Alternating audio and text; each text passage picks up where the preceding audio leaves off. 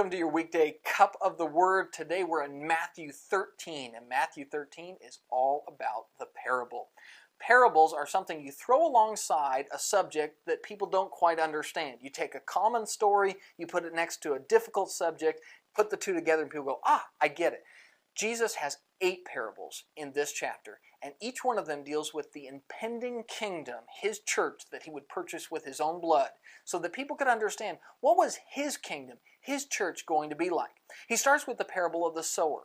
The parable of the sower tells about the character of the people who would accept his word and have it grow in their life and in their hearts so it would bear fruit.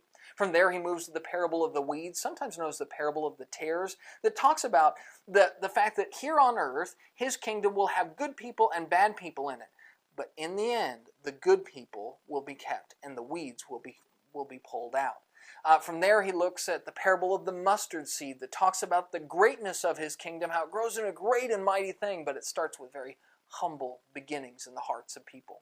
From there, you go to the parable of the leaven. Has a very similar idea to the mustard seed in that leaven, just a little bit's put into dough until the whole dough is affected by it. A little bit of the word planted in someone's life can grow into something spectacular. From there, he covers the parable of the hidden treasure, how his kingdom will be the type of thing that there will be people who, when they stumble across it, they'll sell everything to get it. And then he goes to the parable of the pearl, sometimes known as the parable of the pearl of great price, saying that there will be people who are searching for his wisdom, searching for God, just like people searching for pearls. And when they find it, they will sell everything to get it because his wisdom and his word and his kingdom are better than anything else you can buy. From there he goes and looks at the parable of the dragnet, very similar to the parable of the tares that talks about there will be a separation on the judgment day between the good and the bad. And then the last one is the parable of the householder. And he explains in this parable that those who understand his word, not only do they have it for themselves, but they're now able to share it with their friends and neighbors and bring out good, new, and old things from the Old and the New Testament to share with mankind. With these 8 parables, Jesus did his best to prepare people for his kingdom.